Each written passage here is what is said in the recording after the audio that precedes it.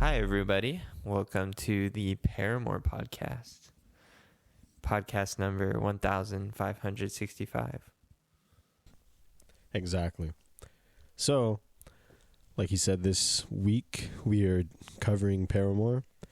And I guess we'll talk about most of their career. But we're going to focus on RIot, Brand New Eyes, and After Laughter. Okay. Yep. So recently they just came out with a new album, actually. This Is Why. Have you heard it at all? Any thoughts? I did. I listened to it a couple of times. And it was good. It wasn't After Laughter, though. It's called... No, This Is Why. This Is Why. That's what you said, huh? I think. Yeah, I'm dumb. So yeah. I heard it a couple times. This Is Why, and it's good. It's pretty good. Yeah, what'd you think? Yeah. I think I listened to it a couple times, probably while like washing dishes or something. I mean, it all sounded pretty good. As far as like specific songs, besides the singles, because I heard a couple of the singles before. I think The News is the one I liked a lot. This Is Why I think I liked as well. Yeah, the title track. This Is Why, The News. Those are good tracks. Number 1 and 2. Yeah, I remember really liking The News. But yeah, I liked it. We're not going to cover it as much just because it's brand new. Right. So I haven't been able to live with it. Quickly, I did like this one song on the back end called Figure 8. It's pretty good. Yeah. Okay. Yeah, I'll note that and go back and listen to it. So yeah. But yeah, overall, I enjoyed. There was nothing I didn't like that I heard, and I listened, to the whole thing twice at least. Mm-hmm. Sometimes it takes a little bit of time to like fully absorb it. When something comes out, you feel a certain way about it, and then like 2 months later, you feel completely different. Yeah, I think it's rare for me to hear something for the first time, and like whatever I think about it then is like what I always will think about it. I can't remember the last time that's even happened. Yeah. Yeah, I mean, we haven't recorded the episode yet before To Pimp a Butterfly. I remember like those first couple of listens was just almost like complete like confusion. Like I just remember I didn't even know, I had never really listened to something like that before. Mm-hmm. There was so much going on, and I didn't like. I don't even know. I was liking it, I guess, because I kept listening to it every day for like the next, whatever, how many years. But I just remember this first couple of listens was just like, what the fuck is like, this is crazy sounding. Yeah, I felt the same way. Yeah, so that's usually what could attract me with listening to music. But what's funny about this band is that, the stuff they get into, it's not like... It's all pretty like familiar sounding like styles and stuff, but they're very good at writing. So I really enjoyed like going back and listening to this music to prepare for this episode. Yeah. So what were your like first thoughts when you were like going back and listening to everything? So, like I said, we're gonna like cover RIot, Brand New Eyes, and After Laughter. So when I started with RIot, listening to it all the way through, my initial thoughts were they're all very good. So I know like they must have been they're a young band like at this point, like probably still like 18 or something. Yeah, maybe I think maybe even younger. So like, especially because there's like a lot of chemistry with them because there's like very good like parts going on. So a lot of them are like very much like pulling their weight and gelling with each other, like the drum parts with the guitar and then Haley Williams. Yeah, like they're all bringing a lot. So, and then it's like a tight record. It's like the props to whoever the producer was on this record. Because overall, if you put them in a genre of music like pop punk, that comes with like a lot, but they're like doing pop punk, but like better than any other pop punk band. And I think a lot of that might have to do with like, you know, what when you're young, you're like trying like creatives, like the guitar stuff. He's doing Pharaoh. I think his name is Josh Pharaoh. Mm-hmm. The two brothers, the guitar player and the drummer. Yeah. Like, you know, there's like a song where he has like this crazy like dub like delay, like it sounds like super out of place, and then they go into like a pop punk groove and just like cool. He's doing like really creative stuff, you know, just, and it's fitting like in these pop songs that they're writing, and it's like sounds really good. Right. I don't like pop punk, but I really liked a lot of the songs on this album. I mean, yeah. So like, I mean, that's what you get. That's like a pop punk classic, I'd say, you know, in my book. Mm-hmm. It's super catchy, great like intro riff, super recognizable these days, I'd say, in rock, or at least yeah. If you're into rock, like it's worth knowing this. Yeah, I feel like with this album, there's such high highs. Like the energy goes to like 10, you know, and you don't typically hear that with bands that write songs that are that catchy.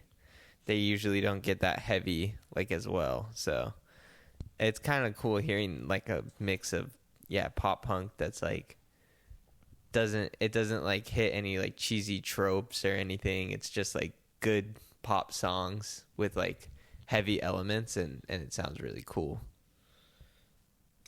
Yeah, there's not like a lot of like sections in these songs where I feel like it's like wasted time, or it just feels like, you know, they're jamming for the hell of it. Like it's all like pretty moving and creative. Yeah. And it's like, it's so rare that could ever happen. So, and they have a pretty weird, I guess, history.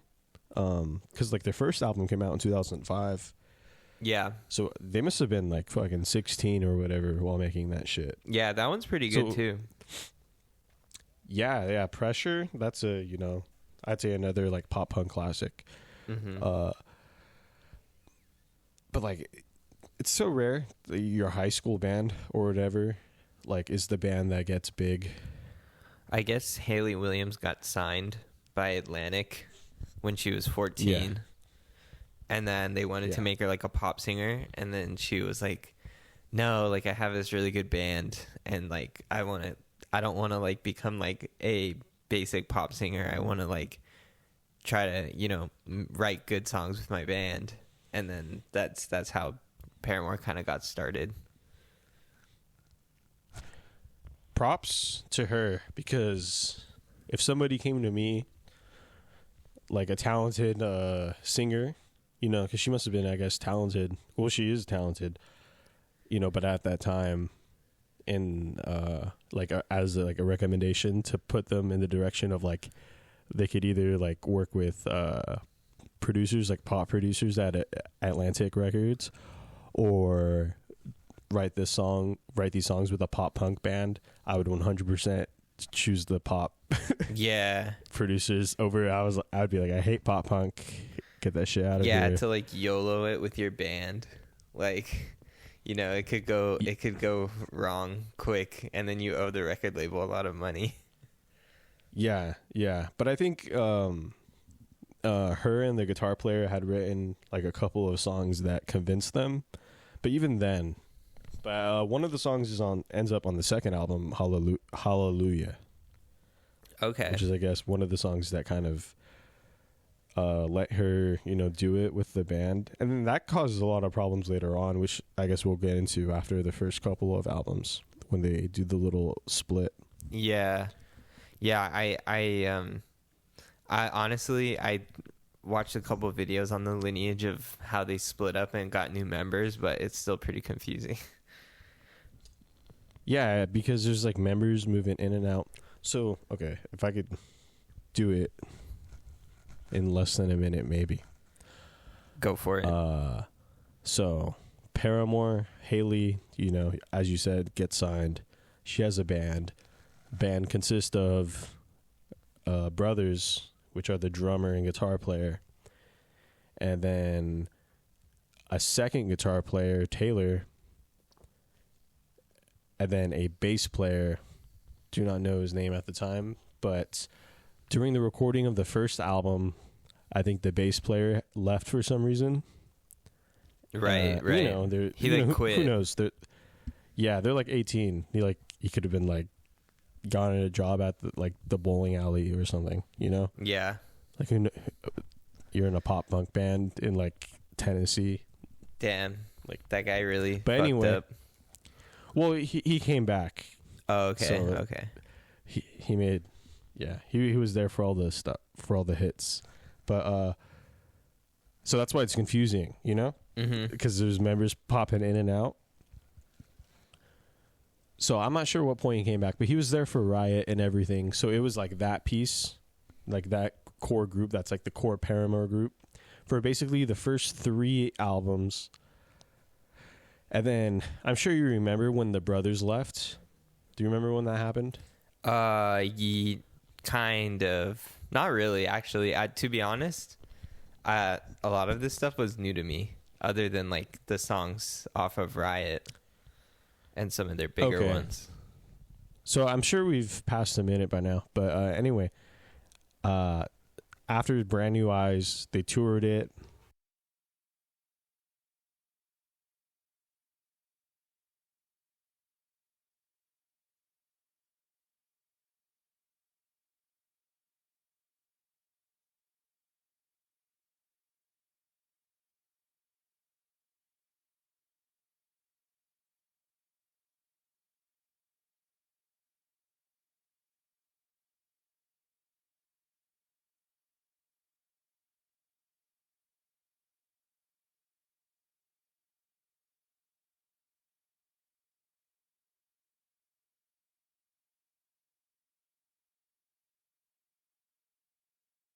There was some sort of a statement or letter where the brothers, I believe they both signed it, but they were saying that they were leaving Paramore, and they had explained that, you know, this isn't a band, this is Hayley Williams, she's the only one that signed, blah, blah, blah.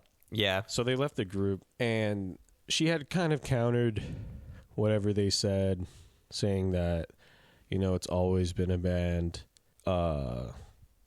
I don't know. I guess everyone, it's like under her name, but she's always treated it like a band. Like it's basically all of them. Right. So the album after that, self-titled, it's her, the bass player, and the other guitar player. I think his name is Taylor. Okay. And so that was like kind of like a big deal because the guitar player, whatever, Josh Farrow, him and Hayley, they were like the songwriters and stuff. So that, you know, one of the main songwriters is in the band.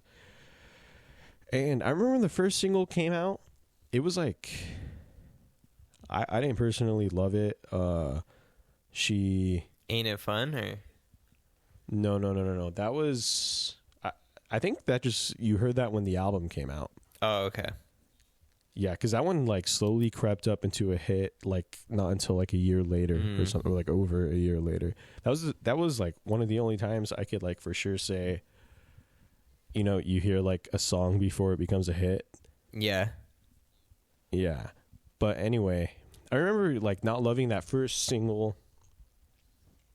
And it was kind of like, oh, you know, are they going to stick? Like, what kind of band are they going to be? I think the second single was Still Into You. And I like that one more. It was pretty catchy. It kind of went more in the pop direction. But it was still, you know, cool. And if that's the direction they're going in, then okay. But the album kind of fell flat, I felt, compared to the first 3. But anyways, so yeah, bass player, guitar player, Hayley. Then after that tour, the bass player left for some reason. And then it was just a duo, one guitar player, and then Hayley Williams. And then after that, but before the next album came out, the drummer came back, one of the brothers. and that's After Laughter, and then that's what it still is now. Okay, so the drummer that's in Paramore right now is the original guy. Yeah, and I remember when we were kids, like if Paramore came up, that's who we would talk about because he was just such a standout member, I thought. Yeah, he's a beast. He still is, even on the new Paramore stuff. He plays cool parts. He like totally improved like when they went into the pop direction on their self-titled. When he came in for After Laughter, like we could talk about After Laughter now. Fucking fantastic pop album, I think. Okay. What do you like about it? So they went like a totally kind of new direction with their music. And, off the bat, the songs come off, they're very like catchy, like kind of like dancey, if you would think like 80s kind of stuff. Yeah, it has like this 80s vibe to it, but not in like a synthwave type of vibe. It's like a more of a Genesis type of like poppy kind of vibe. Like, yeah. And then all the like the drums and the guitar like all the parts are very interesting. And they're very catchy. mm-hmm. And the way they move like in and out from parts is like, it's like they're all like why I liked them when they were doing their pop punk stuff. Like all the members were like bringing the heat. Right. That's what I really like about After Laughter. So you have the catchy tune, and then the drums and guitar are just pretty much going off the whole time. Some cool rhythms in there. It's like some mathy type rhythms, Exactly. Which they just pulled off completely, and it kind of brought them back to life, I think. Yeah, I could see that. Yeah, it's a really cool record. Honestly, I liked a lot of it. What do you think of? I want to go back a little bit actually before Yeah, of course. So when RIot came out, we were probably in like middle school, and we both had sisters that were like obsessed with Paramore. And they still like Paramore, and so like I just whenever I hear those songs, I get like nostalgia from like teen girls like listening to Paramore and just like freaking out and like idolizing Haley Williams, and yeah, those are some good memories, like some nostalgia, Hot Topic. Yeah, they came in at like the tail end of like that 2000s pop punk popular band thing. So of like the Used to My Chemical Romance to Panic at the Disco, and then before those Fall Out Boy, they were like because RIot came out 2007.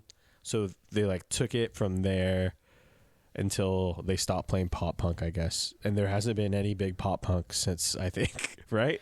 No, not that I can think of. Obviously like Green Day and stuff, but that's before. No. But Green Day's not like big with, how we were saying we were like in middle school. Yeah. And that was like a band of like, to note. That Green Day is not like a band to note with like people in middle school now, I imagine. Machine Gun like Kelly stuff like I guess I'm not even sure like who takes that seriously, but he's really famous. So yeah, I don't know. He's just kind of he's like more famous than like his music is listened to. Yeah, he's like a personality. But which is to each, if you like it, fine. Oh, you know what? Okay, so this goes back to like the whole like sisters being obsessed with Paramore thing. Is they had this one song that I kind of remembered from when I was a kid that I really liked it, and I know it was like one of their big hits, but it wasn't on any of their albums. And then when I was listening back, I realized they only released it as a single, and it was released as a single for Twilight. And then Decode? Yeah, Decode. And I just started like laughing because I'm like, oh my god, my sister was obsessed with Twilight like That's where I remember the song from. Yeah. When those movies came out, I didn't see them, but that I do remember that song for sure. I do like that song. It's so quintessential of that time. It's like Paramore x Twilight. Like, what a collab. That like perfectly describes like the era of middle school that we were in, especially if you were like a girl. Take me fucking back. I heart boobies. Oh, those like wristbands. Bracelets. Yeah. That was back when everybody could willfully dress like an asshole and it didn't matter. Yeah, and like everyone sagged with like really tight jeans. The style too, like when I look back at these Paramore like photos of them when they were coming up, like their styles were so hilarious, like V-necks and like skinny jeans with like ties. I love it. Yeah. I mean, it was the whole that Vans Warped Tour thing. They were like the kings. One thing I noticed about Paramore too is that that they're actually like bigger than ever.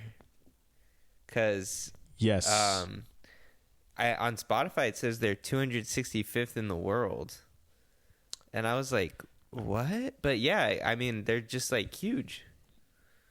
They were way bigger than I thought they were.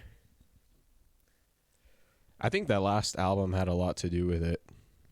Because if you have a name that big, you have a certain like built-in fan base, and then if you could like put out like a solid fucking album, yeah. And so there's actually a couple of things on the self-titled where it wasn't up to par, and they were kind of changing sound. Ain't It Fun became a hit, so that kind of like did a lot as far as just keeping their name relevant. Right. I'd say. Yeah. Because we were in high school when that was happening, and I remember being in class and somebody started playing it, and I was like, "Oh shit!" Then it ended up like being on the radio and stuff. Mm-hmm. So that does a lot, despite of like if the whole album isn't up to par with the other two. So then by the next time when the next album roll out, and you hit it out of the park, I mean their whole tour sold out. I couldn't get tickets to the one now, or the one. Yeah. Oh, really? I was seeing tickets for like $90, but maybe that was still sold out. The fuck but are you talking it was about? still a resale. Oh, I mean that's not bad at all. Yeah. I was like considering it as I was listening to all this. I was like clicking on some of the seats. I'm like, honestly, that would be a fun show. Yeah, my buddy's going in San Diego. Yeah. Because like I think when they're playing here, it's during the week. So to catch them on a weekend in San Diego might be nice. Yeah, before. And the clientele down there, they're gonna love them, the whiteys. But I was gonna say that before we started doing this podcast or talking about doing Paramore, I watched one of their recent live sets from Texas, and they just sound really good. Like they just sound really full, and like they're playing all the parts, and like they got like a big band, and she's hitting all the notes, and like they just don't really skip a beat. Yeah, doesn't that fucking suck that like that's considered special? Yeah, being able to play it like well, your music live, because like with all like these tracks that people do live, like I don't like it. Like it sounds weird. Yeah, I don't know what it is. So like when they have like backing tracks and stuff. Yeah. So it's nice to see like a group, like a pop group that's like, playing their music and killing their parts.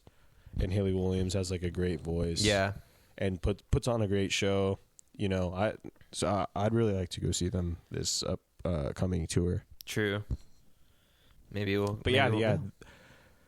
They're doing arenas. So pop punk's not a like easy genre to like come out of. So the fact that they're able to, but the thing is when going back and listening to like their pop punk stuff, because if you would have asked me 5 months ago, like I would have said all their new stuff is like great. and not the pop punk stuff, but I really liked Riot. I've always loved Brand New Eyes. That's the thing. They hit like that did a lot for their longevity is they released pop punk classics, I'd say. Yeah. I think they're maybe the best pop punk band of all time. I don't know. I would say so. Pop punk. I don't know any other pop punk band. I mean, now Green Day. I keep saying Green Day, but yeah, Green Day is probably the biggest pop punk band. They're the biggest, but I mean, as far as like songs per album, because Green Day, they don't like. They have hits on their albums. I don't know if they could do song after song, but re-listening to Riot and especially Brand New Eyes, they're just like they come out with like bangers like immediately. True. Okay, wait. Paramore or Weezer? Which is better? Honestly, Paramore. No. Seriously? Weezer has I don't even like Pinkerton that much. I like the Blue album.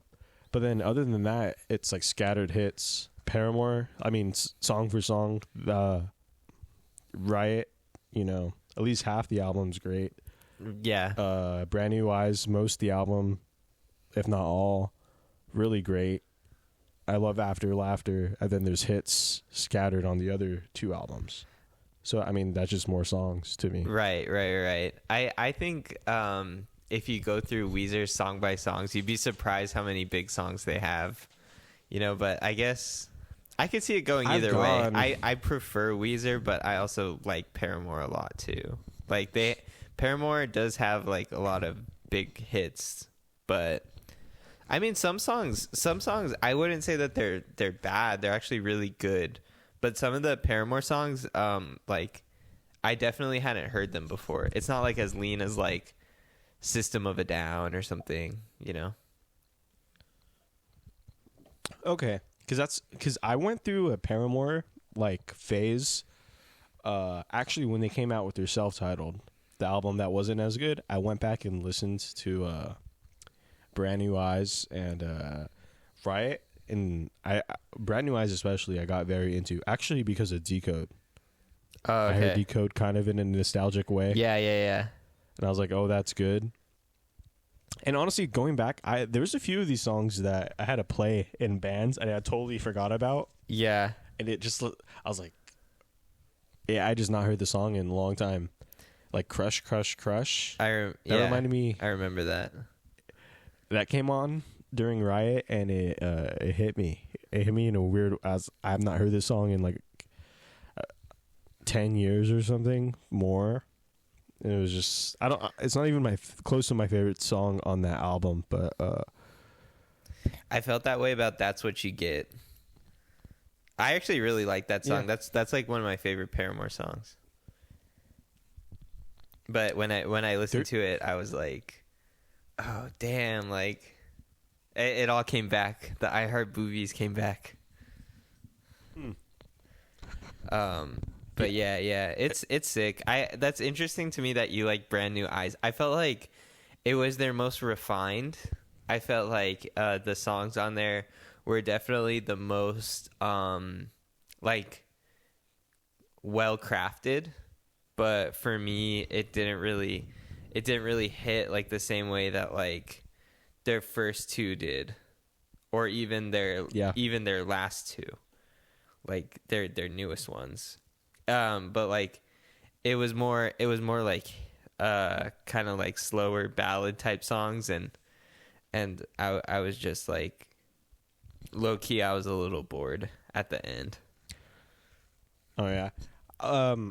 I just love I mean all the stuff I love on the first album, but you know, very creative instrumentation, of a lot of very catchy riffs.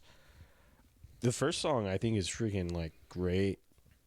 It's like super catchy. All the riffs are sick. All the drumming's great. Yeah.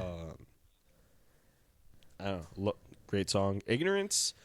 I remember hearing that like as a new song when it came out, and I wasn't super into it. Although like it has some really cool parts, and then it's really sick when Haley's singing with just the guitar. Uh-huh. But, you know, It's cool now, but like I said, when it came out, I didn't love it, and I kind of feel somewhat the same way. Yeah. Playing God, I think, is like great, catchy song. It started to show like more of their pop ability. And then Brick by Boring Brick is kind of like, I think is very catchy. Love the guitar riff. That's probably my favorite song. But, yeah, it's cool. But maybe some of the lyrics I didn't love about like fairy tales and castles or something. But besides that, I mean, I think, you know, they're all very good at what they're doing and writing catchy parts. And Haley Williams is really great on it. So. Yeah, but yeah, I mean, even like Turn It Off, and the only exception was kind of like a song I guess I remember hearing when it was out, and then not until maybe a few years later back, I heard it again. It was like, oh, dude, that's not a bad pop song at all. I know you're more of a pop guy, so I could see why. Yeah. I could see why you really like it. Yeah. It's very refined. Well, it's not AI. It's the catchiness, because, you know, After Laughter has like the catchiness with the crazy parts, but I'd rather have like a catchy tune than like something crazy that's like shitty, like a tune. Yeah, you know what I mean? Yeah. Because you could complicate a good tune and it could still be a good tune, but if you have a bad tune and complicate that, then it's just, you know, kind of shit. Right. But yeah. And sometimes also bands will like compensate for the fact that maybe they don't feel as good about their writing abilities, so they'll go like too far off the deep end with like, you know, trying to make it sound like experimental and crazy, and then it kind of just like doesn't work. So I see it's like, a hard thing to do. Like with Paramore, I think, well, they walk the line really well, but I kind of see what you're saying about like, if you strip everything back, it should still be a good song, you know? Yeah, most definitely. Which is what they do. And you know why a lot of the members are so good, because they just they're able to throw in stuff tastefully. Like that drummer's great. Yeah, he's sick. I don't know which one he's on, and you might have mentioned it, which one he's on and which one the other drummer's on, because I think the other drummer was, if I'm not mistaken, he was one of the drummers for Nine Inch Nails. The albums that we are covering, like for the most part, is this drummer, the same drummer. The one he's not on, to my knowledge, is the self-titled. With Ain't It Fun? Yeah. Which, that's interesting. I'm not even like, I think I'm not like who is in Nine Inch Nails and who is not, because it's, I don't know, Trent Reznor and I think somebody else sometimes, and then they have like touring members and they all play every instrument live, and I don't know who was on what record. Right, but, it gets muddy. That's cool. I mean, like I said, there's good songs on that self-titled album, so that's probably the album he would have been on. Mm-hmm. You know, Ain't It Fun is a Paramore song I really like. I really liked. That was the first time I heard him go pop, and it stuck around. Yeah, with its catchiness. Yeah, that song's super catchy. You know, a lot of their songs, I found myself like, when I was listening to them for this, like I would wake up and like the first thing I would think about is like their songs, because they're so catchy. Like, do do do do do do do do do. I'm like, fuck, I'm thinking about it again. Just woke up. Yeah. Damn it. Yeah, is that the well, smile in my teeth. Yeah. Yeah, that's a good song. Yeah, they're just, I don't know, whatever they're doing is like sick. I love the chemistry between them all, because they're filling it. Like, you listen to the drums and it's like, that's good drumming. He's doing it. Mm-hmm. And you listen to the guitar, you're like, that's good guitaring. He's doing it. And then Haley Williams is covering everything, you know, with her catchy like vocals and good singing voice. And I don't know anyone that really sings like her. She's like, especially on After Laughter, she's always kind of trying cool stuff on all the albums. That's I can't like think of who she would be inspired by, but it's very interesting to hear like what she tries in the music, and the fact that it stays catchy is like amazing. Like it's amazing that they do that. Yeah, and her lyrics are also really good, and like the way she sings it like as a melody is really impressive. And I think it's obviously, I mean, we can talk about all the musicians and like they're all great and they all make it, you know, what it is, but she's like a one of a kind singer, you know. It's a one in a kind of combination of people, because you know she's even released like her solo albums, and she's very talented, but like it didn't have that same kind of magic that the stuff that lands on those Paramore records has. Yeah, true. Did you like her solo stuff? I probably listened to it a few times, and I mean it wasn't like anything I disliked a lot, but it wasn't anything I loved. Yeah.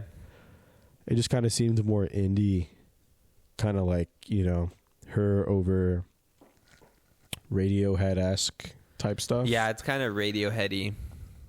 Which is cool, you know, it's cool to listen to. I love Radiohead, but nothing like popped as much as like the songs on Paramore albums do. So she likes to write like that. I don't know. She brings like so much. Like they all really do their part. Yeah, I think on making the music like really cool. One thing sounding. I've noticed about like everything After Laughter, so whether it's her like solo album or the new Paramore album, is it's going more like indie. But it sounds cool. I like it. But even their newer album, I felt like Paramore's newest album. Just the few, you know, times I listened to it, I got some more indie vibes from it. Like they're going more that direction, which is cool. Yeah, that's cool. I'll have to get a better read on their new album. But like that solo stuff, I'll probably go back and listen to it. It's worth a listen. Again, yeah, it's definitely worth a check out. What I was able to gather, because, you know, there could be like 1,000 bands that like make their Radiohead type thing and stuff. But like when I hear After Laughter, that's not necessarily like music I'd heard like that before.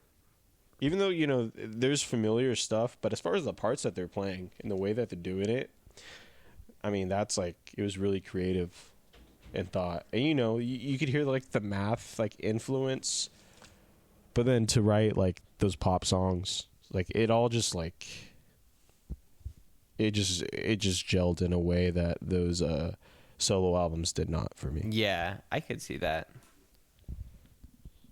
That's cool. Yeah. Just, you know, especially with time now, those songs stuck around a lot more. So, but yeah, out of all of the songs, what would you say your like most favorite is? On all of the albums or After Laughter? On all of the albums. It's a good question. I like the last song on RIot. I feel like I had to play that with a band, but I think it's really catchy. Born for This? Yes. Okay. Yeah, yes. Let's see. You know, I really used to love Brick by Boring Brick, but it's just those like couple of like lyrics that I don't like that kind of throw it off for me. Otherwise, I think it's like super catchy and super well done. One song, I couldn't do with one song, because what makes them great is like all the songs. But if I were to have to throw away all of the Paramore songs except for one, your Desert Island CD of just one Paramore song only. Rose Color Boy on After Laughter. Okay.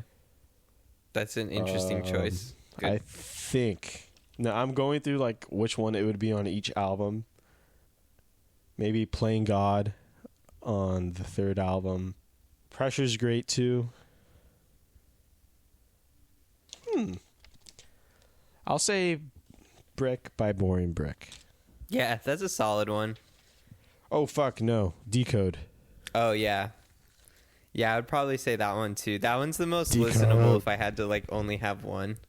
That would be, you know, the one that I would keep going back to. Think about the Twilight days. Yeah, I didn't listen to that one preparing, but I just want to. I've heard it so much. And I didn't watch Twilight, but like somehow it still felt like that. Yeah. I don't know why. Just the time, I guess. You've never seen it? I've seen like parts of it like on TV, but I don't know if I've like actually like watched that movie, like the whole thing. I've seen like I mean, you're not missing anything. Scene in the cafeteria. Dude, I didn't hate it. It kind of went into the theme of the movies that I've been watching lately, just like blockbusters that aren't supposed, I'm not, not everything's The Godfather kind of a thing. Yeah. I watched World War Z. I watched that Hansel and Gretel bullshit. So that would fit in. And Tarantino, he plays it at the New Beverly. Twilight? I see it pretty like often. What the fuck? I would be interested to go just to see who was there. Yeah, I'm down to go. That's hilarious. Yeah. Just a few months ago. What I can recall from it is like I wasn't the biggest fan of like the story or anything, but I did like the overall setting of like them being in Forks, like this random place in Washington, like thick fog and like, it's kind of like the Lost Boys kind of vibe. That's a cool aesthetic. I fucking hate that movie, but I've never seen it, but yeah. Oh, I watched it not too long ago. Honestly, I knew what I was getting into. I knew it was an '80s movie, but I don't know. I forget even why I watched it, but it was what I thought it was going to be. I've never heard anything about it, so whether it was good or bad, I wouldn't have known. Corey Feldman's in it. Oh, that's interesting. My favorite movie like that is The Goonies. Yeah, that one's fun. I remember getting that as like a Christmas present when I was like in 4th grade or something. But I have fond memories of that movie. I haven't watched it in forever. Yeah. So good. But okay, so you have anything else that you wanted to say before I go into what I was gonna do? Send us money if anybody is listening. Please send us money to go see Paramore. That'd be amazing. Send us tickets if you know Paramore, and because they seem to put on a great show. Do it, people.